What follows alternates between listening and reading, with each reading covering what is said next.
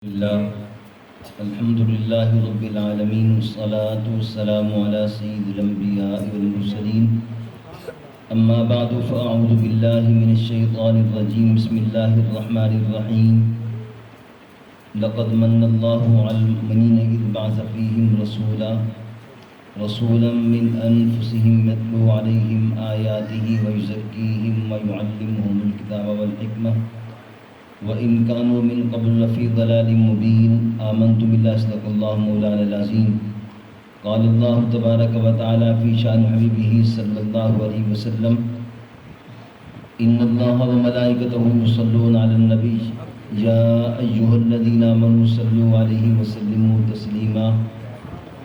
حضرات مواد بلند پڑھ لیجیے. الصلاۃ والسلام علیک یا سیدی یا رسول اللہ، الصلاۃ والسلام علیک یا سیدی یا حبیب اللہ. میں نے آپ حضرات کو درود پاک پڑھنے کا کہا ہے، سبحان اللہ پڑھنے کا نہیں کہا.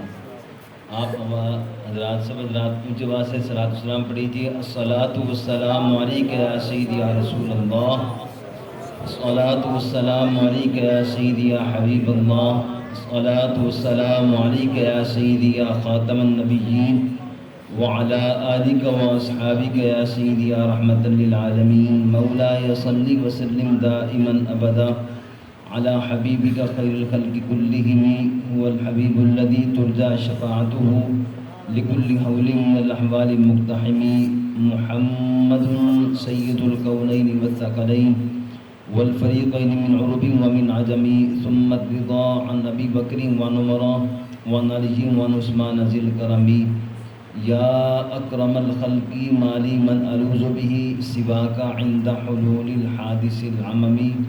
یا رب بالمصطفى بلغ مقاصدنا فاغفر لنا ما مضى یا واسع الکرم. واحسن منك لم تر قط عینی واجمل منك لم تلد النساء، خلقت مبرأ من كل عیب كأنك قد خلقت كما تشاء. یا صاحب الجمال ویا سید البشر من وجهك المنیر لقد نور القمر. لا يمكن الثناء كما كان حقه بعد خدا بزرگتو. قصہ مختصر حمد والسلام کے بعد معزز سامعین کرام، آج کی یہ محفل نبی پاک صلی اللہ علیہ وسلم کے میلاد شریف کی ہے کہ نبی کریم صلی اللہ علیہ وسلم کی ولادت باسعادت مکہ مکرمہ کے اندر آج سے 1499 سال پہلے ہوئی. نبی کریم صلی اللہ علیہ وسلم کی آمد سے پہلے بھی انبیاء کرام علیہ السلام صرف نبی پاک صلی اللہ علیہ وسلم کے بارے میں اطلاع دیتے رہے کہ حضور آ رہے ہیں، حضور آنے والے ہیں. ساروں کو اطلاع دیتے رہے سارے انبیاء کرام علیہ السلام، اور ان کو یہ کہتے رہے، خوشخبری سناتے رہے کہ تمہیں خوشخبری ہو، سارے خوش ہو جاؤ کہ نبی آخر الزمان تشریف لانے والے ہیں. ایک وقت وہ بھی آیا کہ جب نبی پاک صلی اللہ علیہ وسلم کی آمد ہوئی تو اس وقت سے 1499 سال اب گزر رہے ہیں. ہر کوئی یہی کہتا ہے کہ نبی پاک صلی اللہ علیہ وسلم آ گئے ہیں. ہم اس نبی کا میلاد منا رہے ہیں کہ جو آ گئے ہیں، جن کا پہلے نبی انتظار کرتے رہے اور یہ کہتے رہے کہ حضور کے آنے کی خوشخبری ہے، اور سارے کے سارے مبشر بن کر آئے نبی پاک صلی اللہ علیہ وسلم کی ولادت کی خوشخبری دینے والے. لیکن نبی کریم صلی اللہ علیہ وسلم کی ولادت باسعادت کے بعد جب ہوا تو سارے کے سارے یہ کہتے تھے کہ حضور تشریف لے آئے ہیں. نبی پاک صلی اللہ علیہ وسلم کی ولادت باسعادت سے پہلے حضرت آدم علیہ السلام سے لے کر عیسیٰ علیہ السلام تک سارے نبی پاک صلی اللہ علیہ وسلم کی آمد کی خوشخبری دیتے رہے، اور سارے کے سارے اس طرح ہوتے رہے کہ سارے جب حضرت آدم علیہ السلام کو آ کر کوئی بھی آ کر سلام کرتا تھا، فرشتے آ کر سلام کرتے تھے، یا آپ کے اولاد میں سے کوئی بھی آ کر سلام کرتا تھا، السلام علیکہ یا ابا محمد، السلام علیکہ یا ابا محمد، اے محمد صلی اللہ علیہ وسلم کے والد آپ کو سلام کرتے ہیں، ہم آپ کو سلام ہو، آپ پر سلامتی ہو. سارے کے سارے نبی پاک صلی اللہ علیہ وسلم کا نام لے کر، حضرت آدم علیہ السلام کا نام لے کر نہیں، کہتے تھے یا ابا محمد، السلام علیکہ یا ابا محمد، اے محمد کے باپ آپ پر سلام ہو. نبی پاک صلی اللہ علیہ وسلم کا نام اس وقت بھی لیا جاتا تھا جب پہلے نبی حضرت آدم علیہ السلام دنیا کے اندر اللہ تبارک و تعالیٰ نے ان کو بنایا تھا.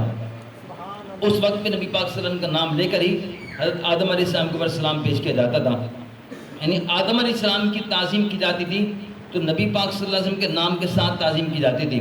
نوح علیہ السلام کو اللہ تبارک و تعالیٰ نے کشتی کے اندر محفوظ رکھا، آپ کی کشتی 6 مہینے تک پانی کے اوپر تیرتی رہی، کسی بھی خشکی کی جگہ پر نہیں رکی، تو اس کے اندر بھی نبی پاک صلی اللہ علیہ وسلم کا نور موجود تھا۔ حضرت نوح علیہ السلام کی کشتی کو اللہ تبارک و تعالیٰ نے محفوظ رکھا۔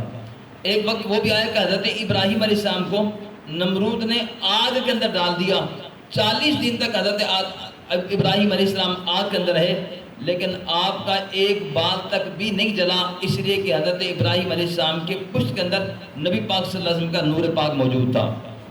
پھر حضرت اسماعیل علیہ السلام کی قربانی کرنے لگے حضرت ابراہیم علیہ السلام، آپ کو چھری کے نیچے رکھا گیا، ابراہیم علیہ السلام نے چھری چلائی لیکن آپ کے گلے پر نہیں چلی، اس لیے کہ نبی پاک صلی اللہ علیہ وسلم کا نور ان کے اندر منتقل ہو چکا تھا۔ یہ اللہ تبارک و تعالیٰ نے اس طرح اللہ تبارک و تعالیٰ نے آپ کی عظمت کو ظاہر فرمایا۔ حضرت عبد المطلب نبی پاک صلی اللہ علیہ وسلم کے دادا جان، آپ گئے وہاں پر یمن کے اندر گئے، یمن کے بادشاہ کے پاس آپ اس کے دربار کے اندر گئے، یمن کا بادشاہ کھڑا ہو گیا نبی پاک صلی اللہ علیہ وسلم کے دادا جان کو دیکھ کر۔ حضرت نبی پاک صلی اللہ علیہ وسلم کے دادا جان کے واپس آنے کے بعد ساتھیوں نے پوچھا کہ آپ ان بزرگوں کو پہلے سے جانتے ہیں کہ آپ ان کے لیے کھڑے ہو گئے ہیں؟ کہا جانتا تو نہیں ہوں، لیکن اس کے چہرے کے اندر، اس کے پیشانی کے اندر جو چمک تھی، ان کے اندر چہرے کے اندر جو روب تھا، اس نے مجھے میرے اوپر روب طاری کر دیا اور مجھے کھڑا کرنے پر مجبور کر دیا، اس لیے کہ حضرت عبد المطلب کے اندر نبی پاک صلی اللہ علیہ وسلم کی پیشانی، ان کے پیشانی کے اندر نبی پاک صلی اللہ علیہ وسلم کا نور پاک موجود تھا، اسی نے ان کو یمن کے بادشاہ کو کھڑا ہونے پر مجبور کر دیا۔ یہ نبی پاک صلی اللہ علیہ وسلم کے نور پاک کی برکتیں تھی۔ اور پھر وہ نور جب حضرت عبداللہ کی طرف منتقل ہوا، نبی پاک صلی اللہ علیہ وسلم کے والد ماجد کی طرف، تو ایک کاہنہ عورت نے، نجومی عورت نے وہاں پر یہ کہا کہ جو عورت بھی اس شخص سے نکاح کرے گی، اس سے نکاح کرے گی، اس شخص سے حضرت عبداللہ سے نکاح کرے گی، حضرت عبداللہ سے جو عورت نکاح کرے گی، وہ کاہنہ مجمع کے اندر کھڑے ہو کر اعلان کر رہی ہے کہ جو عورت بھی اس آدمی سے نکاح کرے گی وہی آخری نبی کی ماں بنے گی۔ سمجھ آئی ہے ختم نبی پاک صلی اللہ علیہ وسلم کی، کہ وہ کاہنہ عورت اپنے سارے وہاں پر کھڑے ہو کر کہتی ہے کہ جو عورت بھی حضرت عبداللہ سے اس شخص سے نکاح کرے گی، اس مرد سے نکاح کرے گی، وہ نبی آخر الزمان حضرت محمد مصطفیٰ صلی اللہ علیہ وسلم کی ماں بنے گی۔ یہ نبی پاک صلی اللہ علیہ وسلم کی نور پاک کی عظمت تھی کہ اللہ تبارک و تعالیٰ حضرت آدم علیہ السلام سے لے کر نبی پاک صلی اللہ علیہ وسلم کے والد ماجد تک ساری کی ساری یہ باتیں اللہ تبارک و تعالیٰ کو ظاہر فرمایا اور آپ کی عزت کو ظاہر فرمایا۔ قرآن پاک کے اندر ہے جو آیت میں نے آپ کے سامنے تلاوت کی ہے، لقد من اللہ تبارک و تعالیٰ نے مومنوں پر احسان فرمایا، 2 مرتبہ تاکید فرمائی، لام کے ساتھ بھی قد کے ساتھ بھی، تحقیق اللہ تبارک و تعالیٰ نے مومنوں پر احسان فرمایا۔ آپ سب حضرات سن چکے ہیں اور یہ آیت بھی آپ نے سنی ہوگی بے شمار مرتبہ، کیونکہ آج اس سال کی 21ویں محفل ہے، غالباً اس علاقے کے اندر 21ویں محفل ہے۔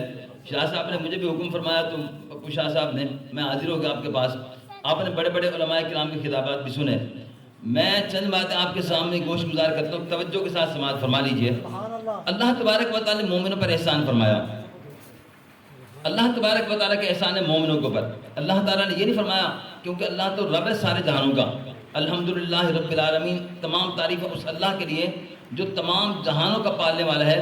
یہاں پر اللہ نے یہ نہیں فرمایا لقد من اللہ علی العالمین، اللہ کا سارے جہانوں پر احسان ہے کہ اس نے ان کے اندر رسول بھیجا، نہیں، اللہ نے احسان فرمایا مومنوں پر، کیونکہ اللہ تبارک و تعالیٰ کو بھی پتہ تھا کہ اس احسان کا شکر ادا کریں گے تو صرف مومن ہی شکر ادا کریں گے، جو نبی پاک صلی اللہ علیہ وسلم کا صحیح دل سے نبی پاک صلی اللہ علیہ وسلم کو نبی مانتے ہوں گے، وہ منکر جو نبی پاک صلی اللہ علیہ وسلم کے حضور کے پیچھے نمازیں بھی پڑھتے رہے اور سامنے بھی رہے نبی پاک صلی اللہ علیہ وسلم کے، وہ جنہوں نے دیکھ کر شکر ادا نہیں کیا وہ بعد میں کیا شکر ادا کریں گے؟ وہ کبھی کوئی اعتراض کریں گے، کبھی کوئی اعتراض کریں گے، ان کو اعتراض یہ نظر نہیں آئے گا۔ نبی پاک صلی اللہ علیہ وسلم، ہم اس نبی کا میلاد منا رہے ہیں۔ ایک طرف پھر آپ کو توجہ کے ساتھ توجہ آپ کی طرف مبذول کرانا چاہتا ہوں کہ آپ توجہ کے ساتھ سماعت فرمائیں کہ اس نبی کا میلاد منا رہے ہیں، قرآن پاک کی تلاوت سے لے کر ختم شریف تک دعا بھی ہوگی، سلام بھی ہوگا، اس کے اندر جو کچھ نعت خوانی ہوئی وہ سب کچھ ہوگی۔ اس نبی پاک صلی اللہ علیہ وسلم کا میلاد ہو رہا ہے جس نے طائف کی بستی کے اندر بھی پتھر کھا کر ان کے لیے دعائیں فرمائی، اللہم اہد قومی فانہم لا یعلمون، یا اللہ اس میری قوم کو ہدایت عطا فرما دے، مجھے نہیں جانتے۔ جس نبی نے ان دشمنوں کے لیے دعائیں فرما دی ہے، تو نبی پاک صلی اللہ علیہ وسلم کا میلاد جب ہم یہاں سے کر کے حضور کی بارگاہ میں پیش کریں گے تو حضور ہمارے لیے کتنی دعا فرمائیں گے، حضور ہمارے لیے کتنی دعا فرمائیں گے۔ اور پھر اس میلاد کے اندر آنے کا فائدہ کیا ہے؟ حضرت عامر انصاری رضی اللہ تعالیٰ عنہ مدینہ طیبہ کے اندر اپنے گھر کے اندر نبی پاک صلی اللہ علیہ وسلم کی تعریف کر رہے تھے، میلاد کر رہے تھے حضور صلی اللہ علیہ وسلم کا۔ جب انہوں نے تعریف کرتے کرتے نا یہ بات کی نبی پاک صلی اللہ علیہ وسلم 12 ربیع الاول کو تشریف لے آئے، تو اسی وقت نبی پاک صلی اللہ علیہ وسلم ان کے گھر کے اندر تشریف لے آئے، حضور خود ان کے گھر کے اندر تشریف لائے۔ حضرت عامر انصاری رضی اللہ عنہ نے جب دیکھا تو نبی پاک صلی اللہ علیہ وسلم کی تعظیم کی۔ نبی پاک صلی اللہ علیہ وسلم نے فرمایا کہ جو تم ذکر کر رہے ہو کرتے رہو، اور ساتھ میں یہ فرمایا کہ اے عامر انصاری تو ہے میلاد بیان کرنے والا، میری تعریف کرنے والا، یہ سارے سننے والے ہیں، اس کا فائدہ کیا ہوگا؟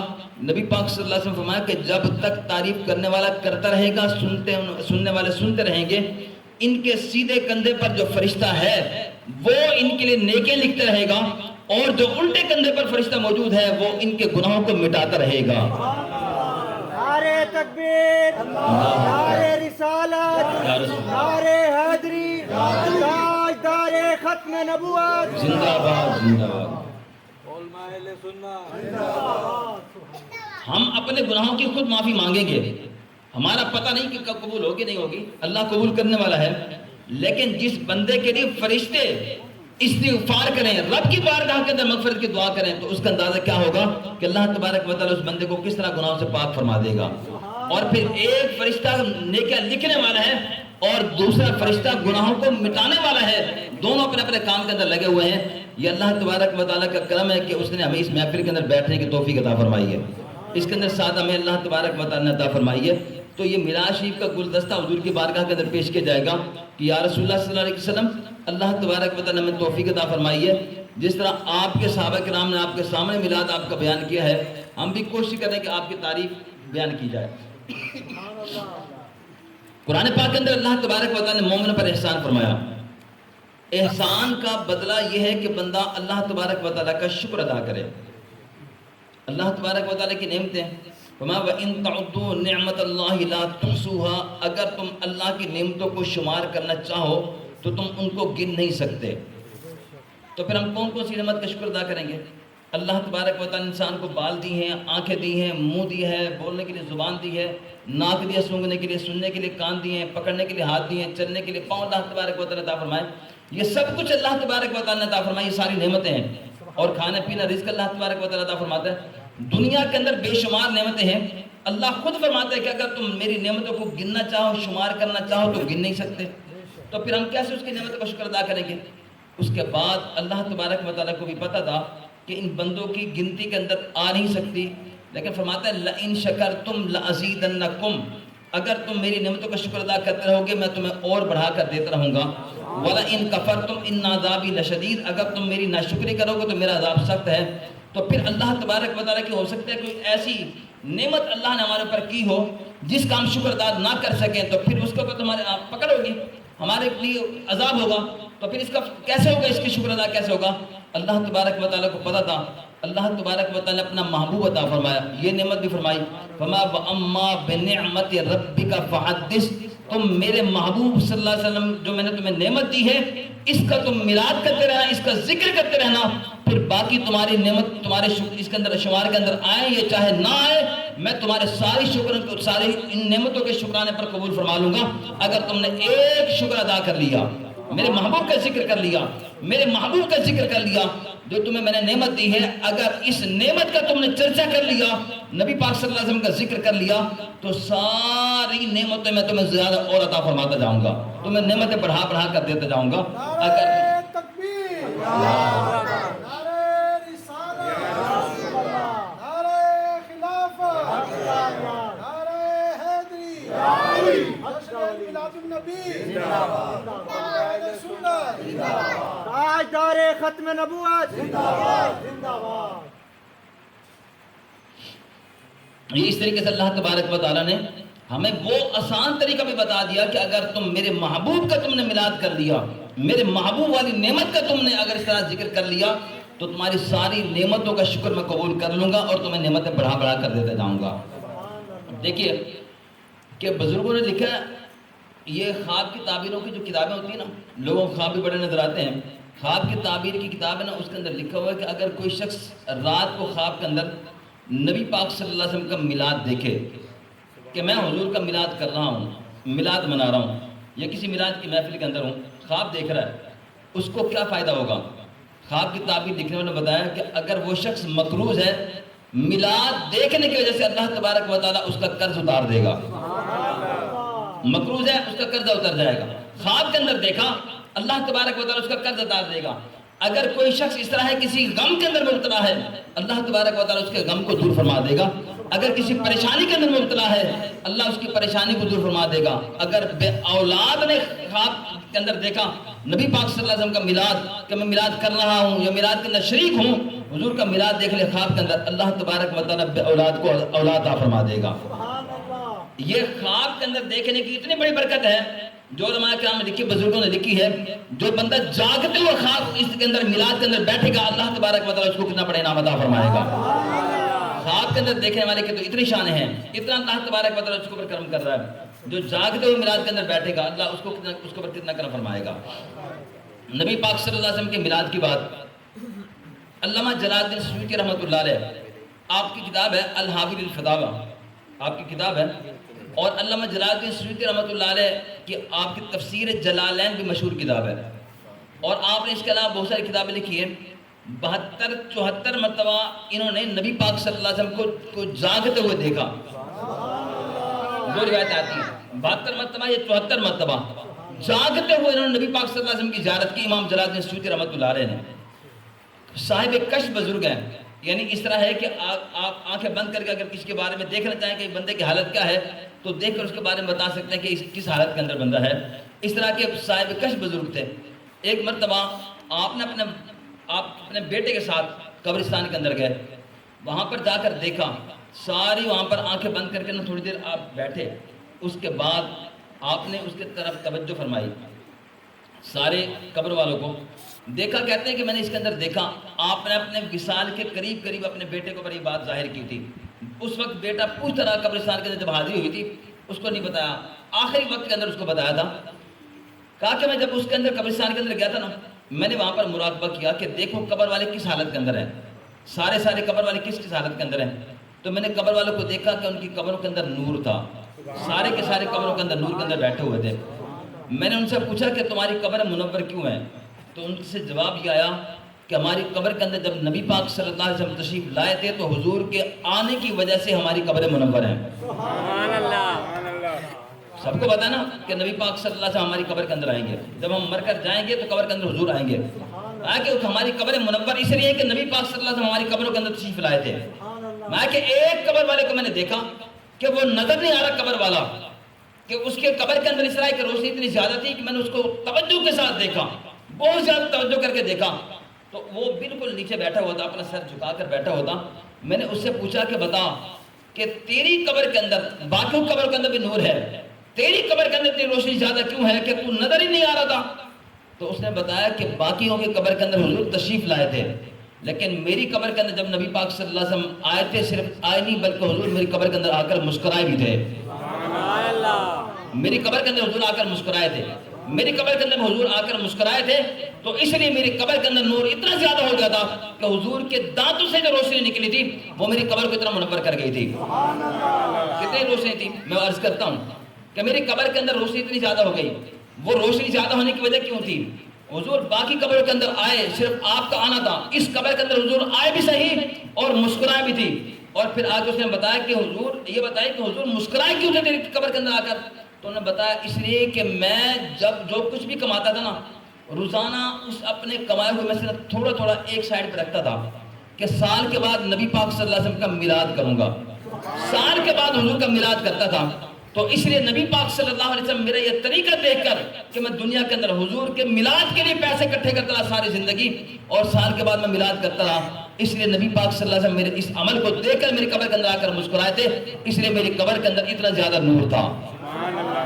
یعنی نبی پاک صلی اللہ علیہ وسلم بھی میلاد کرنے سے خوش ہوتے ہیں. حضور کے جہاں پر ذکر ہوتا ہے نبی پاک صلی اللہ علیہ وسلم ناراض نہیں ہوتے. کسی کے پیٹ کے اندر اگر درد ہے تو بے شک ہوتا رہے، ان کو وہاں پر درد نظر نہیں آتا کہ جب 84-85 کروڑ روپے کا غلاف جس کا ذکر نہیں قرآن پاک کے اندر نہ حدیث پاک کے اندر کہ کعبہ کو پر اتنا بڑا غلاف چڑھایا جائے، وہاں پر 85 کروڑ ڈالر کا وہاں پر غلاف چڑھایا جاتا ہے تو وہ جائز ہوتا ہے۔ اور وہاں کے ماننے والے بھی جو وہاں پر میلاد نہیں کرنے دیتے سعودیہ کے اندر، اور یہاں والے بھی جو ان سے پیسے لے کر ریال لے کر کھاتے ہیں، ان کے نزدیک میلاد شرک ہے۔ اس کعبے کے اوپر اتنا بڑا غلاف چڑھاتے ہوئے نظر نہیں آتا، نہ اس وقت کوئی غریب آتا ہے نظر آتا ہے، اور نہ غریب کی بیٹی وہاں پر نظر آتی ہے۔ لگتا ہے پتہ اس سے کہ اصل کے اندر دل کے اندر جو بیماری ہے وہ نبی پاک صلی اللہ علیہ وسلم کے بغض کی ہے۔ اور حدیث پاک سن لے کہ حضور کے بغض کا نتیجہ کیا ہوگا۔ محرم الحرام کے مہینے کے اندر آپ نے حدیثیں سنی ہوں گی، نبی پاک صلی اللہ علیہ وسلم نے فرمایا من مات علی حب آل محمد مات شہیدا، جو شخص آل محمد کی محبت کے اندر مرے گا وہ شہید ہو کر مرے گا۔ آل محمد کی محبت کے اندر مرے گا وہ شہید ہو کر مرے گا۔ یعنی حضرت امام حسین رضی اللہ عنہ شہید ہوئے، نبی پاک صلی اللہ علیہ وسلم کے چچا حضرت امیر حمزہ رضی اللہ عنہ شہید ہوئے، اور بھی کئی صحابہ کرام شہید ہوئے۔ یعنی قیامت کا جب دن ہوگا، نمازوں کی علیحدہ صف بنی ہوئی ہوگی، روزداروں کی علیحدہ صف بنی ہوئی ہوگی، شہیدوں کی علیحدہ صف بنی ہوئی ہوگی۔ جو حضور کی آل محمد کی محبت کے اندر مرے گا وہ کھڑا ہوگا جس صف کے اندر حضرت امام حسین رضی اللہ عنہ کھڑے ہوں گے، جس صف کے اندر حضرت امیر حمزہ کھڑے ہوں گے، کیونکہ شہید ہو کر اللہ تبارک و تعالیٰ اس کے اللہ کے محبوب فرما رہے ہیں کہ اللہ تعالیٰ اس کو شہادت کا مرتبہ عطا فرمائے گا، چاہے وہ گھر کے اندر کیوں نہ مر جائے۔ یہ آل محمد کی محبت کے اندر مرنے والا تو اللہ تبارک و تعالیٰ اس کو شہید کا درجہ دے گا، جو خود محمد صلی اللہ علیہ وسلم کی محبت کے اندر مرے گا اللہ اس کو کون سا رتبہ عطا فرمائے گا۔ گرمی بے شک ہے نا گرمی، ماشاءاللہ آپ توجہ کے ساتھ سماعت فرمائیں۔ آپ کی ہمت ہے کہ آپ نے سارے میراث شریف کی اتنی ساری محفلیں آپ نے سماعت فرمائی ہیں، اللہ تبارک و تعالیٰ برکت عطا فرمائے، سننے والوں کو بھی، کرانے والوں کو بھی، کرنے والوں کو بھی۔ اللہ تبارک و تعالیٰ ساروں کو اپنے محبوب صلی اللہ علیہ وسلم کا ذکر سننے اور سنانے کی توفیق عطا فرمائے۔ اور اس کے برعکس یہ محمد صلی اللہ علیہ وسلم کی محبت میں مرنے والا، اور حضور نبی پاک صلی اللہ علیہ وسلم نے صرف یہ نہیں فرمایا کہ محمد صلی اللہ علیہ وسلم کے آل کی محبت کے اندر مرے گا تو شہید ہو کر مرے گا، حضور نے ساتھ یہ بھی فرمایا من مات علی بغض آل محمد مات کافرا، جو نبی پاک صلی اللہ علیہ وسلم کی آل کی بغض کے اندر مرے گا، آل محمد کے بغض کے اندر مرے گا، حضور نے فرمایا کہ وہ کافر ہو کر مرے گا۔ اب آپ سارے طرح جانتے ہیں فرعون مسلمان تھا کافر تھا، سارے بولنے کیا ہوتے ہیں، ہماری کوئی رشتہ داری تو نہیں ہے نا فرعون سے، فرعون مسلمان تھا کافر تھا، سارے اونچے آواز سے بول رہے ہیں کیا تھا، نمرود، شداد، یہ سارے کے سارے کافر تھے، پکی بات ہے نا۔ اور نبی پاک صلی اللہ علیہ وسلم کا جو دشمن تھا ابو جہل جس کا نام ہے وہ کیا تھا، ابو لہب، کافر تھا۔ یہ سارے کے سارے کافر تھے۔ حضور نے فرمایا نبی پاک صلی اللہ علیہ وسلم نے جو آل محمد کے بغض کے اندر مرے گا وہ کافر ہو کر مرے گا۔ آپ نتیجہ خود سمجھ لیں کہ محمد صلی اللہ علیہ وسلم کی آل کی محبت کے اندر مرنے والا تو امام حسین کی صف کے اندر کھڑا ہوگا، اور جو ان کے بغض کے اندر مرے گا وہ کافروں اور ان کے فرعون، نمرود، شداد کی صف کے اندر کھڑا ہوا ہوگا۔ کیا مطلب؟ ظاہری طور پر یہاں پر بے شک کلمہ پڑھتا ہو، نماز بھی پڑھتا ہو، لیکن حضور کی جب مہر لگ گئی ہے تو یہ پکی مہر ہے کہ قیامت کے دن اس کو کھڑا ہونا پڑے گا فرعون کی صف کے اندر، ابو جہل کے ساتھ کھڑا ہوگا، ابو لہب کے ساتھ کھڑا ہوگا، عتبہ شیبہ کے ساتھ کھڑا ہوگا، کبھی ابو بکر صدیق کے ساتھ کھڑا نہیں ہوگا، کبھی عمر فاروق کے ساتھ کھڑا نہیں ہوگا، عثمان غنی حضرت علی کی صف کے اندر کھڑا نہیں ہوگا، اس لیے کہ نبی پاک صلی اللہ علیہ وسلم کے آل کے بغض کے اندر مرا ہے۔ جو آل محمد کے بغض کے اندر مرے گا تو وہ تو کھڑا ہو کافروں کے ساتھ، جو خود محمد صلی اللہ علیہ وسلم کے بغض کے اندر مرے گا وہ کہاں جائے گا، وہ کہاں جائے گا؟ یہ دل سے بغض اگر نکال لیا جائے، نبی پاک صلی اللہ علیہ وسلم کی محبت ڈال دی جائے تو دنیا بھی سمجھ جائے گی اور آخرت بھی سمجھ جائے گی، قبر بھی اچھی ہو جائے گی، اور نبی پاک صلی اللہ علیہ وسلم جب آئیں گے قبر کے اندر تو پھر قبر منور ہو جائے گی۔ حضور کے مسکرانے سے کتنی قبر منور ہوئی۔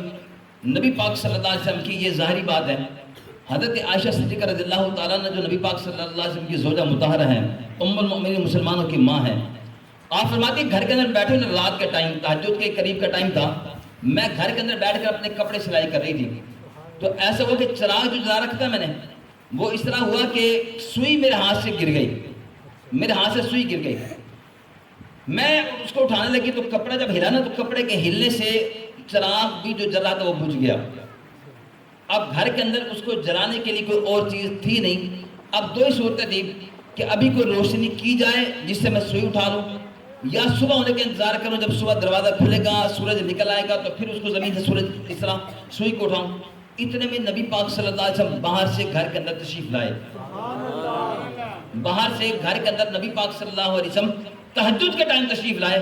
نبی کریم صلی اللہ علیہ وسلم حضور جب کمرے کے اندر تشریف لائے، ماتے نبی پاک صلی اللہ علیہ وسلم کمرے کے اندر داخل ہوتے آ کر مسکرائے. نبی پاک صلی اللہ علیہ وسلم جب حضور مسکرائے تو میرے پورے کمرے کے اندر روشنی ہو گئی. دیواریں روشن، زمین روشن، چھت روشن. فرماتے اتنی روشنی ہوئی نبی پاک صلی اللہ علیہ وسلم کے آنے اور مسکرانے کی وجہ سے کہ میں نے زمین پر پڑی ہوئی سوئی کو اٹھا لیا اور اٹھا کر میں نے عرض کی یا رسول اللہ صلی اللہ علیہ وسلم آپ کا چہرہ کتنا چمکدار ہے. تو نبی پاک صلی اللہ علیہ وسلم فرمایا اے عائشہ ہلاکت ہے اس شخص کے لیے جس کو قیامت کے دن میری زیارت نصیب نہیں ہوگی. ہلاکت ہے اس شخص کے لیے جس کو قیامت کے دن میری زیارت نہیں نصیب ہوگی. نبی پاک صلی اللہ علیہ وسلم فرمایا کہ وہ کون شخص ہوگا جس کو آپ کی زیارت نہیں نصیب ہوگی؟ حضور نے فرمایا کہ وہ جنت کے اندر بھی جائے گا اعمال کی وجہ سے. اعمال اس کے اچھے ہوں گے، اعمال کے اندر اس طرح ہوگا کہ وہ نماز پڑھتا ہوگا، روزہ رکھتا ہوگا، جنت میں بھی پہنچ جائے گا، لیکن پھر بھی وہاں پر اس کو میری زیارت نہیں ہوگی. نبی پاک صلی اللہ علیہ وسلم کی زوجہ مطہرہ نے پوچھا یا رسول اللہ وہ کون شخص ہوگا؟ تو نبی پاک صلی اللہ علیہ وسلم فرمایا کہ وہ شخص ہے کہ دنیا کے اندر جس بندے کے سامنے میرا نام آئے گا اور میرے اوپر درود و سلام نہیں پڑے گا وہ شخص میرا قیامت کے دن زیارت نہیں کر سکے گا، میری زیارت سے محروم رہے گا. جو دنیا کے اندر میرا نام سن کر میرے اوپر درود و سلام نہیں پڑتا. یہ ہے نبی پاک صلی اللہ علیہ وسلم کے دشمن کے لیے اور درود پاک چھوڑنے والے کے لیے ہلاکت کی بات جو نبی پاک صلی اللہ علیہ وسلم نے خود ارشاد فرمائی. نبی پاک صلی اللہ علیہ وسلم کے میلاد کی بات ہو رہی تھی. نبی کریم صلی اللہ علیہ وسلم کے میلاد کو لوگ مٹانے کی کوشش بھی کر رہے ہیں اور لیکن اللہ تبارک و تعالیٰ ہر سال بڑھاتا ہے، ہر سال ہی بڑھاتا ہے اللہ تبارک و تعالیٰ. ایک بزرگ ہیں ہمارے دہلی کے بزرگ تھے، ان کا نام تھا علامہ فضل حق گنج آبادی، ان بزرگ کا نام تھا. بات ہے کہ اس طرح ہوا کہ میلاد شریف کا مہینہ تھا ربیع الاول کا. ایک منکر جو نبی پاک صلی اللہ علیہ وسلم کے میلاد کا منکر تھا، حضور کا میلاد کو اچھا نہیں سمجھتا تھا اور کہتا تھا کہ یہ جو کچھ پیسے تم اس پر خرچ کرتے ہو تم کسی اور کام کے اندر دے دو، غریبوں کو دے دو، کسی بیوہ کی کوئی اس طرح کا نکاح وغیرہ کرا دو، ساری اس طرح کی باتیں کرتا ہے. تو اس نے دیکھا نا کہ سامنے والے جہاں ہم بیٹھے ہوئے تھے وہ منکر آیا اور مجھے آ کر کہنے لگا کہ دیکھیں علامہ صاحب سامنے بدعت ہو رہی ہے. کہتے میں نے اس سے پوچھا کہ کون سی بدعت ہو رہی تھی؟ کہا یہ دیکھو سامنے ان لوگوں نے چراغ جلا رکھے ہیں حضور کی آمد کی خوشی کے اندر، چراغ جلا رکھے ہیں. کہتے ہیں میں نے اس کو کہا کہ اگر تیرے سامنے یہ بدعت کی بات ہے، یہ بدعت ہے واقعی، جا تو اس کو بدعت کو مٹا دے، ختم کر دیں، جا کے چراغوں کو بجھا دے. کہا کہ وہ کہنے لگا منکر کہنے لگا کہ اگر میں جا کر اس کو بجھاؤں گا نا تو اس گھر کا مالک مجھ سے لڑے گا، گھر کا مالک مجھ سے لڑے گا، اس لیے میں ان کو بجھا نہیں سکتا. علامہ فضل گنج آبادی رحمۃ اللہ علیہ نے فرمایا کہ یہ اس گھر کا جو مالک ہے نا وہ میرا دوست ہے، میرا جاننے والا ہے، تو جا سارے جا کر چراغ بجھا دے. اگر اس گھر کا مالک ناراض ہوگا نا تو اس کو میں سمجھا دوں گا. منکر میلاد گیا، جا کر پھونکے مارنا شروع کر دی اس نے چراغوں کو. سارے چراغوں کو پھونک مارتے مارتے مارتے جب تھک گیا نا واپس آ کر کہنے لگا علامہ صاحب میں ان چراغوں کو بجھانے کی کوشش کرتا ہوں، اس کے اندر روشنی اور تیز ہوتی ہے، ان کے اندر روشنی اور تیز ہوتی ہے، بجھتے نہیں ہیں چراغ. یہ فرمایا کہ اس لیے نہیں بجھتے کیونکہ یہ اپنی مرضی سے نہیں جل رہے بلکہ رب کی مرضی سے جل رہے ہیں. اللہ فرماتا ہے یریدون لیطفئوا نور اللہ بافواہہم واللہ متم نورہ ولو کرہ الکافرون. کافر چاہتے ہیں کہ اللہ کے نور کو مٹا دیں لیکن اللہ اپنے نور کو اور بڑھانے والا ہے. جب اللہ کی مرضی سے چراغ جل رہے ہیں، ان کی روشنی تیز ہو رہی ہے، تیرے پھونکے مارنے سے نہیں بجھ سکے تو قیامت تک اللہ تبارک و تعالیٰ ان کو جلتا رکھے گا، یہ کبھی بھی اس کو مٹا نہیں سکتا، ان کو کوئی بجھا نہیں سکتا. نعرہ رسالت، نعرہ حیدری، تاجدار ختم نبوت،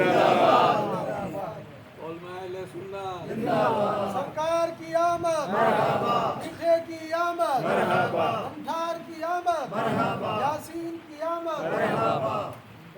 کمال ہے آپ اتنے ڈھیلے بیٹھے ہیں کہ آپ سے نعرہ بھی نہیں لگ رہا. یا تو آپ یہ ساری باتیں پہلے سن چکے ہیں میلاد شریفوں کے اندر، یہ ساری کی ساری بات سن چکے ہیں کہ آپ کہتے ہیں یہ دوبارہ دہرا رہا ہے تو ہمیں سننے کے اندر فائدہ کوئی نہیں، اس لیے اچھا. لیکن جب آپ نعرہ لگوا رہے ہیں آپ کی جواب دینا چاہیے ان کو.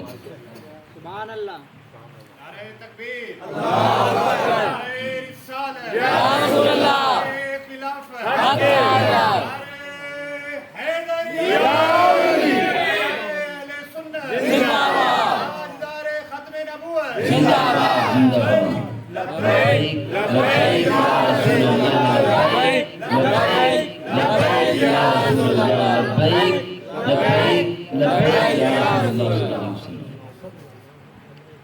اب حضرات کے سامنے میں تلاوت کی قرآن پاک کی آیت کی لقد من اللہ علی المؤمنین اذ بعث فیہم رسولا. تحقیق اللہ تعالیٰ نے مومنوں پر احسان فرمایا کہ جب ان کے اندر اپنا رسول بھیجا. ایک جگہ پر اللہ تبارک و تعالیٰ فرماتا ہے یا اہل الکتاب قد جاءکم رسولنا، اے اہل کتاب تحقیق تمہارے پاس ہمارا رسول آیا. فرمایا قد جاءکم تحقیق تمہارے پاس آیا، رسولنا ہمارا رسول آیا کس کے پاس؟ اللہ فرماتا ہے تمہارے پاس، اور فرماتا یہ کہ ہمارا رسول. رسول کس کا ہے؟ ہم کہتے ہیں ہمارا رسول، کہتے ہیں نا ہم سب سے اولا و اعلیٰ، اونچی آواز سے کیا کہتے ہیں؟ سب سے اولا و اعلیٰ، سب سے بالا و بالا ہم کہتے ہیں ہمارا نبی ہے. اللہ فرماتا ہے ہمارا نبی ہے، ہمارا رسول ہے. اب یہ بات کیسے ہوگی؟ اللہ فرماتا ہے ہمارا رسول تمہارے پاس آیا اور ہم کہتے ہیں ہمارا رسول ہے. تو اس کے اندر کیسے ہوگا؟ ہمارا رسول بھی ہے، اللہ کا رسول بھی ہے. اللہ تبارک و تعالیٰ نے اپنے ہر نبی کی دو جہتیں رکھی ہیں. ہر رسول جو بھی آتا ہے نا، ہر نبی کی دو جہتیں ہوتی ہیں. ایک یہ ہوتی ہے کہ وہ اللہ سے لیتا ہے اور مخلوق کو دیتا ہے. اللہ سے لیتا ہے اور مخلوق کو دیتا ہے. جب وہ اللہ کا نبی اللہ سے لیتا ہے تو اللہ فرماتا ہے ہمارا رسول، اور جب وہ ہمیں دیتے ہیں تو ہم کہتے ہیں ہمارا رسول ہے. ہمیں دیتا ہے ہمارا رسول ہے، اس لیے کہ اللہ تبارک و تعالیٰ کے محبوب صلی اللہ علیہ وسلم ہمیں سب کچھ عطا فرمانے والے ہیں. اعلیٰ حضرت رحمۃ اللہ فرماتے ہیں کون دیتا ہے دینے کو منہ چاہیے، دینے والا ہے سچا ہمارا نبی. خلق سے اولیاء، اولیاء سے رسول، سب رسولوں سے اعلیٰ ہمارا نبی. نبی پاک صلی اللہ علیہ وسلم کی عظمتیں ہیں کہ اللہ تبارک و تعالیٰ کہ محبوب صلی اللہ علیہ وسلم سے محبت رکھنے والے ہی اس کو بیان کر سکتے ہیں، ورنہ کوئی منکر اللہ تبارک و تعالیٰ کے محبوب کا ذکر کر ہی نہیں سکتا. منکر ہو اور حضور کا ذکر کرے ہو ہی نہیں سکتا. اس طرح کا کوئی شعر مخالفین میں سے کسی نے آج تک لکھا ہے؟ جس طرح پیر میرے شاہ صاحب رحمۃ اللہ نے لکھا ہے آج سکھ متران دی ودھیری ہے کیوں دل اداس گنیری ہے. کسی بھی منکر کو دکھا دو کہ کسی نے آج تک یہ شعر لکھا اس طرح کا لکھا کسی نے؟ جو حضرات گئے نا مدینہ طیبہ، مکہ شریف گئے، مدینہ طیبہ سے بدر جاتے ہوئے نا راستے کے اندر مقام آتا ہے جہاں پر حضرت پیر میرے شاہ صاحب رحمۃ اللہ علیہ کو رات کو نبی پاک صلی اللہ علیہ وسلم کی زیارت ہوئی تھی. جس مقام پر اس کو کہتے ہیں وادی ہمرا. اس نعت کے اندر بھی اس کا ذکر ہے، جو ہمرا وادی سن کریاں، یہ اس ہمرا وادی کا اس کا ذکر بھی ہے. میں نے بھی اس کی زیارت کی تھی. یہ سارا کا سارا علاقہ نا سارا پتھریلا علاقہ اور پہاڑی علاقہ ہے اور بالکل سیاہ رنگ کے پہاڑ ہے وہاں پر. لیکن جس مقام پر سیدنا پیر ملی شاہ صاحب رحمۃ اللہ حضور کی زیارت کی تھی نا، رات کو نبی پاک صلی اللہ علیہ وسلم کا زیارت کرنے کے لیے مکہ شریف سے مدینہ طیبہ آ رہے تھے. پیدل کا سفر اس وقت کا تھا. آپ آ رہے تھے، آپ اس مقام پر رات کو آ کر رہے. عشاء کی نماز اس طرح آپ نے پڑھی کہ فرض پڑھ لیے اور بعد والی سنتیں پڑھ لی جو موقع سنتیں ہیں. شروع والی غیر موقع سنتوں کو آپ نے چھوڑ دیا. میں کہ تھکاوٹ بہت ہے، سارا دن سفر کیا اور پھر صبح تہجد کے ٹائم اٹھنا بھی ہے، اس لیے اس طرح کرتے ہیں کہ سنتیں غیر موقع چھوڑ دیتے ہیں. آج پہلے آپ کا معمول تھا ہمیشہ پڑھنے کا، کبھی آپ نے ترک نہیں کی. اس رات جب آپ نے سنتیں چھوڑی نا، خواب کے اندر نبی پاک صلی اللہ علیہ وسلم فرمایا اے میرے علی، ہماری اولاد کے لیے مناسب نہیں کہ وہ ہماری سنتوں کو ترک کر دے، ہماری سنتوں کو چھوڑ دے. اس مقام پر جہاں پر نبی پاک صلی اللہ علیہ وسلم کی پیر میرے شاہ صاحب رحمۃ اللہ نے خواب کے اندر زیارت کی تھی نا، صرف وہاں پر زیارت نہیں تھی بلکہ پیر میرے شاہ صاحب رحمۃ اللہ علیہ کے پڑپوتے پیر سید نصیر الدین شاہ صاحب رحمۃ اللہ علیہ فرماتے ہیں وہاں پر نبی پاک صلی اللہ علیہ وسلم نے آپ کو گلے لگا کر بھی ملا تھا، نبی پاک صلی اللہ علیہ وسلم سے ملے بھی تھے. اور پھر اس کے بعد جب وہاں پر اس مقام پر جہاں پر حضور کی زیارت کی تھی، جو بھی جانے والا جا کر دیکھ سکتا ہے وہاں پر، جب جس کو اللہ تبارک و تعالیٰ موقع عطا فرمائے، وہ پورا علاقہ تقریباً 1 ایکڑ کا ہے. ساری جگہ سرسبز ہے اور وہاں پر کھجوروں کا باغ ہے. جس مقام پر نبی پاک صلی اللہ علیہ وسلم کی ان کو زیارت ہوئی تھی، یہ حضور کے جہاں پر قدم لگ جاتے ہیں نبی پاک صلی اللہ علیہ وسلم جہاں تشریف لاتے ہیں، اللہ تبارک و تعالیٰ اس جگہ کو بھی سرسبز فرما دیتا ہے، منکروں کو کبھی نظر نہیں آتا. اس طرح پیر میرے شاہ صاحب رحمۃ اللہ نے آخر کے اندر کیا فرمایا، جب وہاں سے اگلے دن پہنچے نا مدینہ طیبہ کے اندر پہنچے، وہاں پر بھی سلام عرض کرنے کے بعد یہی کہا یا رسول اللہ وہاں پر خواب کے اندر تو زیارت کرا دی تھی، خواب کے اندر زیارت کرا دی تھی، اب میں آپ کی جاگتے ہوئے اسی مقام پر زیارت کرنا چاہتا ہوں. اس لیے آپ فرماتے ہیں آج سکھ متران دی ودھیری ہے کیوں دل اداس بنیری ہے. وہاں پر خواب کے اندر دیکھا تھا، یہاں پر میں سامنے دیکھنا چاہتا ہوں. اور پھر سب کچھ لکھتے لکھتے آپ نے آخر میں فرمایا سبحان اللہ ما اجمالہ کا ما احسنہ کا ما اکمالہ کا، کتنے میرے علی کتنے تیری سنا گستاخہ کی کتنے جالڑیاں۔ یہ عام بندے کا کام نہیں کوئی اس طرح کلام لکھ سکے، یہ کلام وہی لکھ سکتا ہے جو نبی پاک صلی اللہ علیہ وسلم کی زیارتیں کرتا ہے، اور جس چوڑے کو حضور کی زیارت ہی نہ ہو، نبی پاک صلی اللہ علیہ وسلم کو کبھی اس نے دیکھا ہی نہ ہو، حضور کو اس کو نظر ہی نہ آئے، تو وہ کیسے نبی پاک صلی اللہ علیہ وسلم کو دیکھ سکتا ہے اور کیسے آپ کی تعریف کر سکتا ہے؟ تو ایسا بندہ بھی ہے کہ جس کو سامنے دیکھتا بھی ہو، آنکھیں بھی ہوں، اور پھر بھی اس کو نظر نہ آتا ہو، ایسا بھی ہے۔ قرآن پاک کے اندر ہے وَإِن تَدْعُوهُمْ إِلَى الْهُدَى لَا يَسْمَعُوا وَتَرَاهُمْ يَنْظُرُونَ إِلَيْكَ وَهُمْ لَا يُبْصِرُونَ۔ وَإِن تَدْعُوهُمْ قرآن پاک کی آیت پڑھی میں نے آپ کے سامنے، سورۃ اعراف کے آخر رکوع کی ہے، وَإِن تَدْعُوهُمْ إِلَى الْهُدَى لَا يَسْمَعُوا۔ اے محبوب صلی اللہ علیہ وسلم اگر آپ ان کو بلائیں نا ہدایت کی طرف، وہ آپ کی بات ہی نہیں سنتے ہیں۔ وَتَرَاهُمْ يَنْظُرُونَ إِلَيْكَ، وہ آپ کو دیکھتے ہیں، وَتَرَاهُمْ يَنْظُرُونَ إِلَيْكَ، یہ مکہ کے کافر، مشرکین مکہ، یہودی، عیسائی، منافقین، سارے آپ کو دیکھتے ہیں، وَتَرَاهُمْ يَنْظُرُونَ إِلَيْكَ، وہ سارے آپ کو دیکھتے ہیں، وَهُمْ لَا يُبْصِرُونَ، اور وہ دیکھتے نہیں ہیں۔ فرماتا خود اللہ تبارک و تعالیٰ وَتَرَاهُمْ يَنْظُرُونَ إِلَيْكَ، وہ آپ کو دیکھتے بھی ہیں، پھر فرماتا وَهُمْ لَا يُبْصِرُونَ، وہ دیکھتے نہیں ہیں آپ کو۔ ایک جگہ پر لفظ ہے نظر سے دیکھنا، آنکھ سے دیکھنا، اس کو کہتے ہیں بصارت، اور ایک ہے دل سے دیکھنا جس کو کہتے ہیں بصیرت۔ بصیرت ہر نبی پاک صلی اللہ علیہ وسلم کو دیکھنے کے لیے صرف آنکھ کی ضرورت نہیں بلکہ بصیرت کی ضرورت ہے، بصیرت کی ضرورت ہے۔ اللہ تبارک و تعالیٰ جس کو بصارت اور بصیرت دونوں عطا فرما دے، وہ ہمیشہ ہمیشہ کے لیے نبی پاک صلی اللہ علیہ وسلم سے محبت کرنے والا ہوتا ہے۔ جو حضور کو ظاہری آنکھوں سے دیکھنے والا ہوتا ہے، وہ حضور کے پھر اندر عیب ہی تلاش کرتا رہتا ہے، کبھی اس کو کوئی عیب نظر آتا ہے، کبھی اس کو کوئی عیب نظر آتا ہے۔ بصیرت کا کتنا فائدہ ہوتا ہے؟ نبی پاک صلی اللہ علیہ وسلم کی والدہ ماجدہ حضرت آمنہ رضی اللہ تعالیٰ عنہ، جس رات کے اندر نبی پاک صلی اللہ علیہ وسلم اس دنیا کے اندر تشریف لائے تھے، آپ کی والدہ ماجدہ فرماتی ہے نا کہ میرے گھر کے اندر 4 عورتیں آئیں، ایک ہاتھ بھی ظاہر ہوا، پیالہ بھی نمودار ہوا، مجھے کہا گیا کہ اس کو اٹھا کر پی لو، میں نے اس کو پیا تو مجھ سے نور ظاہر ہوا، مجھ سے نور ظاہر ہوا۔ اس کے بعد پھر کیا ہوا؟ فرماتی ہیں کہ اس نور کی جو روشنی میری آنکھوں پر پڑی تو میں نے اپنے گھر کے اندر رہتے ہوئے ملک شام کے محلات کو دیکھ لیا۔ کس کو دیکھا؟ ملک شام کے محلات کو دیکھ لیا۔ کہاں سے بیٹھے ہوئے؟ گھر کے اندر بیٹھے ہوئے، گھر کی 4 دیواری کے اندر بیٹھے ہوئے، اپنے مکان کے اندر رہتے ہوئے، اوپر چھت بھی موجود ہے، دیواریں بھی موجود ہیں، جہاں پر نبی پاک صلی اللہ علیہ وسلم کی والدہ موجود ہیں۔ حضور کے نور کو دیکھ کر حضرت آمنہ رضی اللہ تعالیٰ کی نظر اتنی تیز ہو گئی کہ آپ نے ملک شام کے محلات کو دیکھ لیا۔ اگر تاریخ کو دیکھا جائے نا، تاریخ کو دیکھا جائے، ایک بندہ میں سمجھانے کے لیے آپ کو بات کر رہا ہوں، ایک شخص ہے اگر جو لاہور نہیں گیا، اس کو اگر لاہور کی بادشاہی مسجد کی تصویر دکھائی جائے اور اس سے پوچھا جائے بتا یہ کون سی مسجد ہے، اس نے کبھی اس کا نام نہ سنا ہو، اس کو دیکھا نہ ہو، تو بتا دے گا کہ کون سی مسجد ہے اور کون سے شہر میں؟ نہیں بتائے گا۔ اس سے اگر پوچھے کہ یہ بادشاہی مسجد، یہ جو ہے مسجد فیصل مسجد ہے جو اسلام آباد کے اندر ہے، اس کو تصویر دکھا کر پوچھا جائے کہ کون سی علاقے کی مسجد ہے۔ ملتان کے غوث بھاولہ تذکیر ملتان رحمۃ اللہ علیہ کا مزار شریف ہے، کسی کو اگر اس کے گنبد کی تصویر دکھائی جائے اور وہ گیا بھی نہ ہو کبھی، اور کبھی اس نے دیکھی بھی نہ ہو، تصویر بھی پہلے نہ دیکھی، اس کا تعارف نہ ہو، اس سے پوچھا جائے کون سے علاقے کے اندر، نہیں بتائے گا۔ اب تاریخ کی کتابوں کے اندر لکھا ہوا ہے کہ نبی پاک صلی اللہ علیہ وسلم کی والدہ ماجدہ کبھی ملک شام گئی ہی نہیں، ملک شام نہیں گئی کبھی بھی، آپ زندگی کے اندر ملک شام نہیں گئی، لیکن جس دن نبی پاک صلی اللہ علیہ وسلم کی ولادت ہوئی ہے تو آپ فرماتے ہیں میں نے ملک شام کے محلات کو دیکھ لیا۔ چلو دیکھنے کی تو بات سمجھ آتی ہے کہ آپ نے دیکھ لیا، لیکن ان کو بتایا کس نے کہ ملک شام کے محلات ہیں، علاقے کا تعارف کس نے کرایا تھا؟ یہ وہ بصیرت تھی جو نبی پاک صلی اللہ علیہ وسلم کی اوپر چہرے کے اوپر آپ کی نظر پڑی تو آپ کو بصارت بھی مل گئی اور بصیرت بھی مل گئی، آپ نے ملک شام کے محلات کو دیکھا بھی صحیح اور ان کو پہچان بھی لیا کہ ملک شام بھی ہے اور یہ اس کے محلات بھی ہیں۔ یہ ہے نبی پاک صلی اللہ علیہ وسلم کو دیکھنے کے اوپر، حضور کے اوپر جب چہرے کے اوپر نظر پڑ جاتی ہے تو اللہ تبارک و تعالیٰ پھر بصیرت بھی عطا فرما دیتا ہے اور بصیرت بھی عطا فرما دیتا ہے۔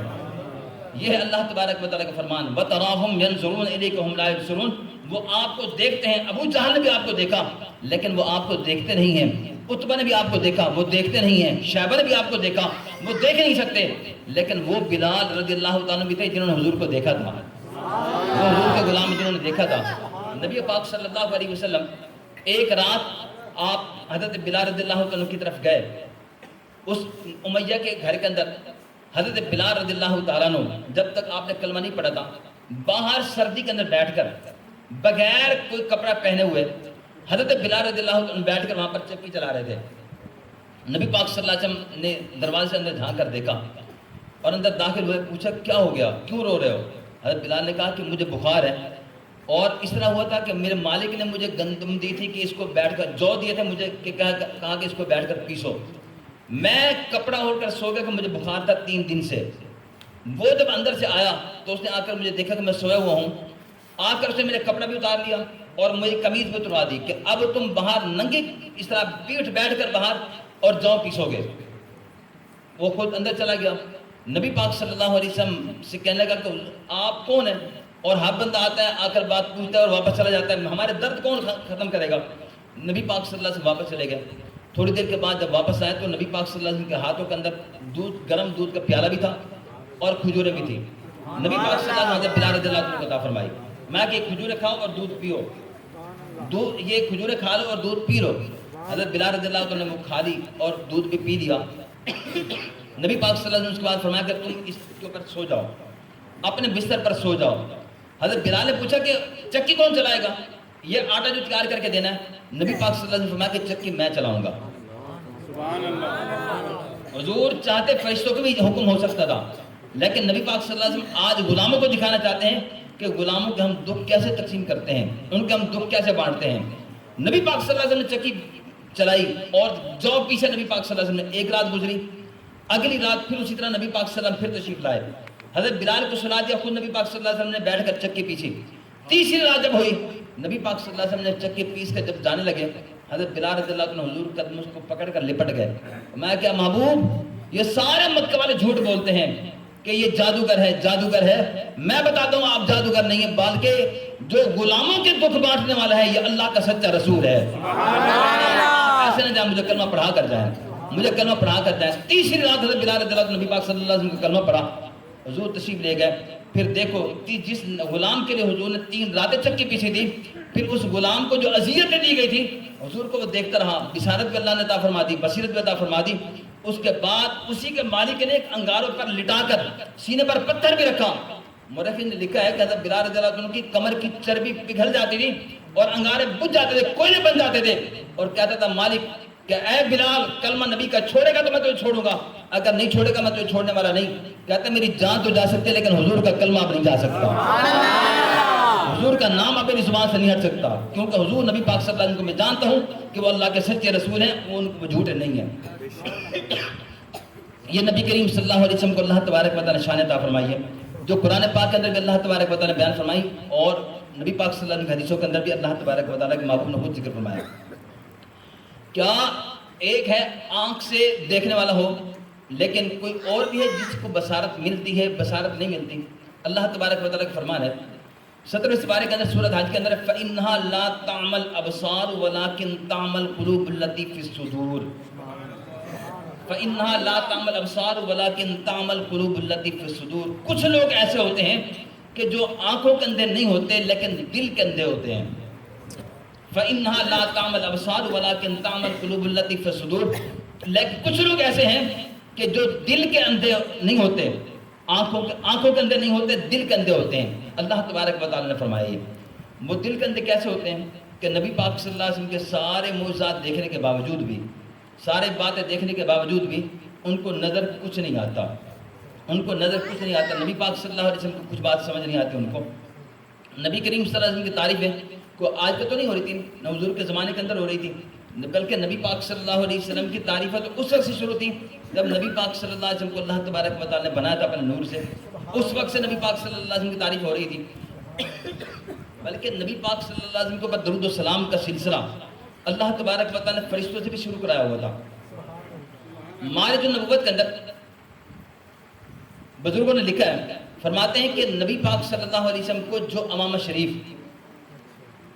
شریف معراج کی رات نبی کریم صلی اللہ علیہ وسلم کو کپڑے بھی دیے گئے، یا رسول اللہ صلی اللہ علیہ وسلم ایک کپڑے آپ پہنے، حضور نے کپڑے بھی پہنے، اور امامہ بھی سر پر باندھنے کے لیے نبی پاک صلی اللہ علیہ وسلم کی خدمت کے اندر پیش کیا گیا۔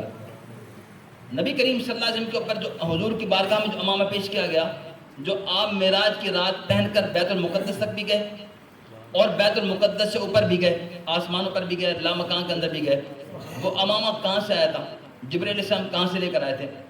بزرگوں نے لکھا ہے، فرماتے ہیں کہ نبی پاک صلی اللہ علیہ وسلم نے خود بیان فرمایا ہے کہ اللہ تبارک و تعالی نے آدم علیہ السلام کی تخلیق سے 7 لاکھ سال پہلے 7 لاکھ سال پہلے نبی پاک صلی اللہ علیہ وسلم کے امامے کو بنایا، پھر اس کو جنت میں رکھا گیا۔ اللہ تبارک و تعالی نے سارے فرشتوں کو حکم دیا کہ اس کے باہر چکر بھی لگاتے رہو، جیسے کعبہ شریف کے بعد چکر لگایا جاتا ہے، اور اس طرح بھی کرتے رہو کہ نبی آخر زمان حضرت محمد مصطفیٰ صلی اللہ علیہ وسلم پر درود و سلام بھی پڑھتے رہو۔ یہ حضور کے امامے کے اوپر صلاۃ و سلام پڑھا جاتا تھا، نبی پاک صلی اللہ علیہ وسلم کی آمد سے پہلے بھی پڑھا جاتا تھا، اور پھر جب نبی پاک صلی اللہ علیہ وسلم تشریف لائے تو اس وقت بھی پڑھا جاتا تھا، اور آج تک بھی لوگ پڑھتے ہیں۔ اللہ تبارک و تعالی جس کی برکتیں عطا فرماتا ہے۔ یہ ساری کی ساری برکتیں نبی پاک صلی اللہ علیہ وسلم کی میلاد کی، کہ بزرگوں نے لکھا فرماتے ہیں کہ جس گھر کے اندر میلاد پاک ہو جائے اس گھر کے اندر فائدہ کیا ہوتا ہے؟ جس گھر کے اندر، جس علاقے کے اندر میلاد پاک ہو جائے، کہ ایک تو یہ ہے کہ اس سال اللہ تبارک و تعالیٰ اس گھر کے اندر رزق کی فراخی عطا فرماتا ہے۔ بلکہ میں وہ طریقہ بتاتا ہوں، ابھی آگے دن باقی ہیں میراج شریف کے، اگر اس کو آپ تجربہ کر کے دیکھ لیں، بے شک ہمارے بزرگوں نے تجربہ کیا ہے۔ امام فخر الدین رازی رحمۃ اللہ علیہ نے لکھا ہے، آپ کی بات کو نقل کیا گیا کتاب النعمت الکبریٰ کے اندر۔ النعمت الکبریٰ کے اندر لکھنے والے کون ہیں؟ علامہ مکی رحمۃ اللہ علیہ، جنہوں نے لکھا کتاب کے اندر، یہ 12ویں صدی ہجری کے بزرگ ہیں۔ یہ امام، یہ جن کا نام میں نے آپ کو ذکر کیا، کتاب کا ذکر کیا، 12ویں صدی کے، یعنی آج سے تقریباً 400 سال پہلے کے بزرگ ہیں۔ اس کتاب کے اندر نے لکھا کہ جو جس گھر کے اندر میلاد پاک ہو، میلاد پاک کرتے ہوئے گھر کا کچھ اناج لا کر سامنے رکھ دیا جائے، یعنی گندم رکھ دینا چاہے، یہ آسان ہے گندم رکھنا، گھر کے اندر چینی ہے، نمک وغیرہ، اس طرح کی تھوڑی تھوڑی چیزیں جو سارے گھر کے اندر جو استعمال ہوتی ہیں ان کو سامنے رکھ دے جہاں پر میلاد شریف ہو رہا ہے، اور اگر کچھ پیسے رکھنا چاہے تو پیسے بھی رکھ سکتا ہے، میلاد شریف جس کے اوپر ہو رہا ہے، یعنی وہ ساری چیزیں ڈھک کر رکھ دیں۔ اور علامہ فخر الدین رازی رحمۃ اللہ فرماتے ہیں میلاد شریف ہو جائے، جب میلاد پاک مکمل ہو جائے تو ان چیزوں کو گھر کے اندر سنبھال کر رکھیں، گندم ہے، اناج ہے، وہ باقی چینی ہے، نمک ہے، جو جو چیزیں بھی ہیں گھر کے اندر اس طرح کریں کہ ہر مہینے کا راشن تو آتا ہے ہر گھر کے اندر، گندم پسوانے کے لیے جاتے ہیں، ایک دو دانے اس میں سے نکال کر اس گٹوں کے اندر ڈال لیں، کٹے کے اندر ڈالیں، اس کو پسوا کر لائیں، اور پھر اگلے مہینے کے اندر دوسری مرتبہ جب ہوتا ہے اس طرح آٹا آتا ہے تو اس کو پسوا کر اس کے اندر ڈالتے رہیں، نمک گھر کے اندر استعمال ہوتا ہے تو اس کے اندر ملاتے رہیں، چینی ہے تو اس کے دانے اس کے اندر ملاتے رہیں۔ یہ سارا اگر اس طرح کام کرتے ہیں سارا سال، اگر اس کے دانے جس کے اوپر میلاد پاک پڑا گیا، حضور کا ذکر ہوا، حضور کا جہاں پر میلاد ہو رہا تھا وہاں پر ان چیزوں کو رکھا گیا تھا، فرماتے ہیں اگر ان کو گھر کے اندر استعمال کرتے رہیں گے اللہ تبارک و تعالیٰ گھر کے اندر پیار و محبت بھی عطا فرمائے گا، گھر کے اندر لڑائی نہیں ہوگی، اللہ تبارک و تعالیٰ گھر کے اندر امن بھی عطا فرمائے گا، اللہ تبارک و تعالیٰ گھر کے رزق کے اندر بھی برکت عطا فرما دے گا۔ امام فخر الدین رازی رحمۃ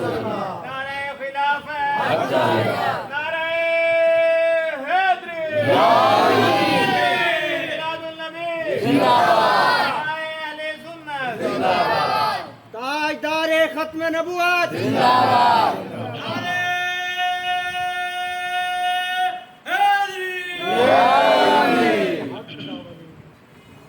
ابھی اسی ربیع الاول کی بات ہے، مجھے ایک ساتھی ہیں ہمارے مسجد کے اندر نمازی ہیں، آتے کبھی کبھی نماز پڑھنے کے لیے، پچھلے سال میں نے ان کو یہ وظیفہ بتایا تھا، وہ کافی عرصے سے روزانہ رونا دھونا کرتے تھے کہ میرے پاس برکت نہیں ہوتی، پیسے رکتے نہیں ہیں، جو کچھ کماتا ہوں نا وہ خرچ ہو جاتا ہے، پتہ نہیں چلتا کہاں جاتے ہیں۔ میں نے ان کو یہ وظیفہ بتایا کہ 12 ربیع الاول کو صبح فجر کی نماز کے بعد میں مسجد کے اندر محفل میلاد ہوتی ہے، محمدی مسجد کے اندر محفل میلاد ہوتی ہے، تو وہاں پر رکھ لینا پیسے، اور اس طرح کرنا، اس کے بعد اس پیسوں کو اپنی جیب کے اندر رکھنا، یا اپنے گھر کے اندر جہاں پر تمہارے گھر کے اندر پیسے محفوظ کر کے رکھتے ہو وہاں پر رکھنا۔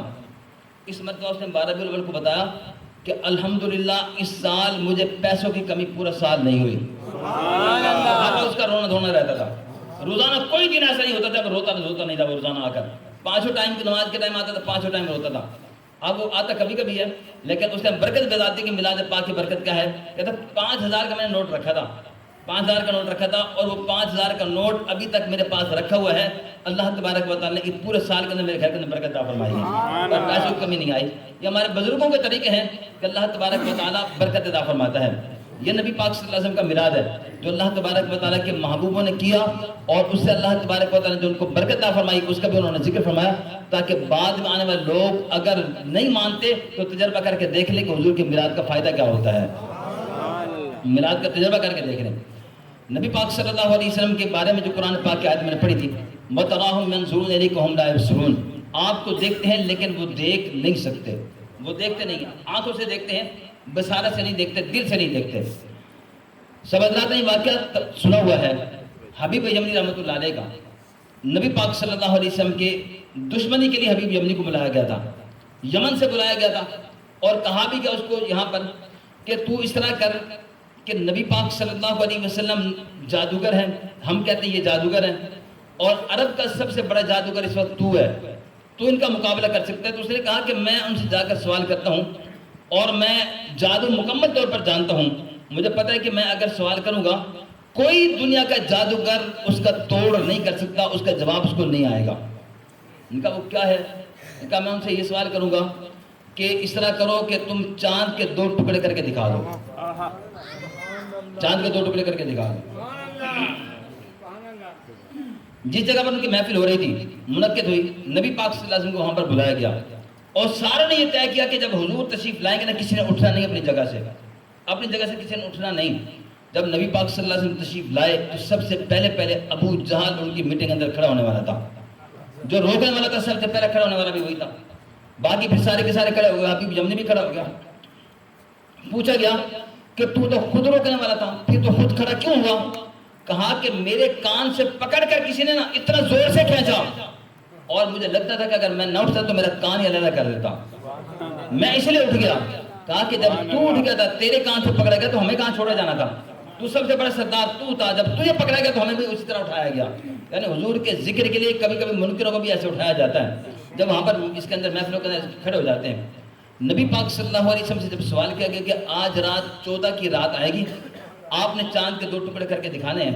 نبی پاک صلی اللہ علیہ وسلم ٹھیک ہے, جبل ابو قبیس پر سارے اکٹھے ہو جائیں گے. یہ نبی پاک صلی اللہ علیہ وسلم کے گھر کے بالکل سامنے پہاڑ ہے, صفا پہاڑ سے بھی نکل کر دیکھیں باہر تو سامنے دروازے سے نکل کر اوپر پہاڑ موجود ہے. نبی پاک صلی اللہ علیہ وسلم ساروں کو لے کر وہاں پر گئے. نبی کریم صلی اللہ علیہ وسلم وہاں پر جا کر آپ نے اشارہ کیا, کیا یہ وہی چاند نہیں ہے کہ نبی پاک صلی اللہ علیہ وسلم نے آج تو اشارہ کیا اس کو توڑنے کے لیے, جب حضور جھولے کے اندر تھے اسی سے کھیلا کرتے تھے نبی پاک صلی اللہ علیہ وسلم. یعنی اس کو بھی بڑا عرصہ ہو گیا تھا, چاند کو بھی بڑا عرصہ ہو گیا تھا. یا رسول اللہ صلی اللہ علیہ وسلم آپ جھولے کے اندر تھے, ساروں کا کھلونا زمین کے کھلونے ہوا کرتے تھے, آپ کا کھلونا آپ نور کے تھے, میں بھی آپ کا کھلونا نور کا تھا. یہاں پر میں آپ کی انگلی کے اشارے پر جہاں پر آپ کی انگلی جاتی تھی میں ادھر چلا جاتا تھا. میں تو انتظار کر رہا تھا, بڑا عرصہ ہو گیا کہ آپ کے قدموں کے اندر آؤں. اے محبوب اگر آج آپ بلائیں گے تو آپ کے قدموں کے اندر میں حاضر ہو جاؤں گا. جب نبی پاک صلی اللہ علیہ وسلم اشارہ کیا تو وہی چاند 2 ٹکڑے ہو کر ایک مشرق کے اندر ایک مغرب کے اندر, بعض علماء کرام نے تو یہ لکھا ہے کہ ایک ٹکڑا حضور کے قدموں کے اندر آ کر گرا تھا نبی پاک صلی اللہ علیہ وسلم کے پاؤں چومنے کے لیے. نبی کریم صلی اللہ علیہ وسلم کے پاؤں چومنے کے لیے حضور کے قدموں کے اندر آ کر گرا تھا. یہ نبی کریم صلی اللہ علیہ وسلم کی شان ہے.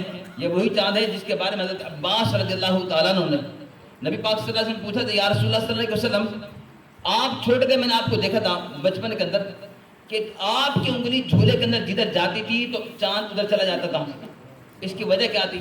تو نبی پاک صلی اللہ علیہ وسلم فرمایا کہ اللہ تبارک و تعالیٰ نے اس چاند کو میرا کھلونا بنا دیا تھا, میں جدھر انگلی اٹھاتا تھا یہ چاند ادھر چلا جاتا تھا. اب کبھی میں رونے بھی لگتا تھا نا تو چاند مجھے چپ کرایا کرتا تھا, چاند مجھے چپ کرایا کرتا تھا.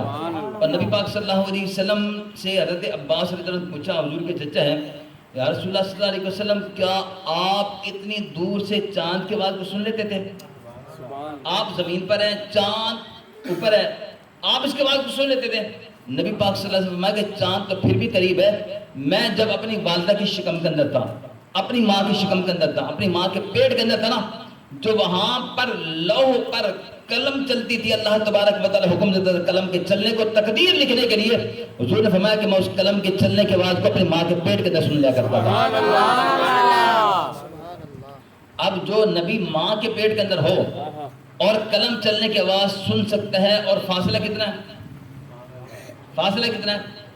حضرت شاہ عبدالحق محدث دہلوی رحمۃ اللہ علیہ نے مدارج النبوت کے اندر لکھا، آخری بات عرض کر رہا ہوں میں کہ زمین ہے نا، یہ جس زمین پر ہم چلتے ہیں، اس زمین سے پہلے آسمان تک کا جو فاصلہ ہے نا، یہ ہمیں تو نظر آتا ہے قریب ہے، ماتے کہ اس کا فاصلہ جو نا وہ 500 سال کا فاصلہ ہے، زمین سے آسمان تک 500 سال کا فاصلہ۔